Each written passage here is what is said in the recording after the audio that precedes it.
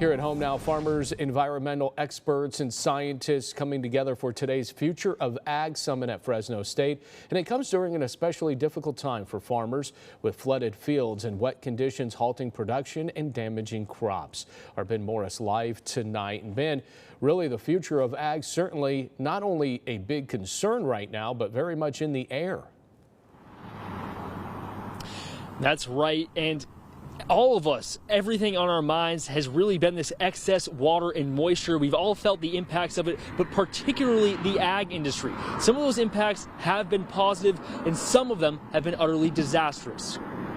All across the valley, most visibly in Tulare and Kings counties, water can be seen drowning crops and farmland. There is not a lot that can be done once a row crop is submerged like that, and those farmers are going to take a big hit. In the area where they are, that a lot of crops are underwater, and it'll take 12 to 24 months for the water to dry, for the land to dry, which means they've lost their crops. These areas underwater, like in the Tulare Lakebed region by Corcoran, are the most extreme examples of crops and land ruined by recent flooding.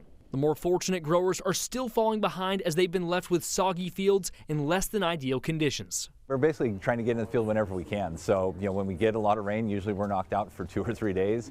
And then it tries to dry out. So you try to work for those days that it's dry, and you try to, watch the forecast and try to see what's coming up. And with so much water, the question growers and experts continue asking is, how can we save it for future uncertainty?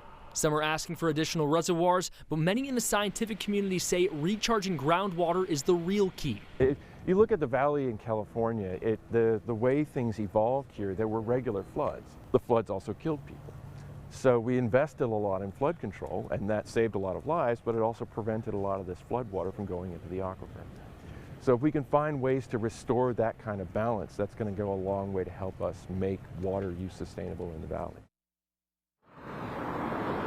There's a consensus that these storms will definitely help our conditions, but now it's planning for the future ones to try and save as much water as possible. Reporting live in Fresno, Ben Morris, KC24, local news that matters.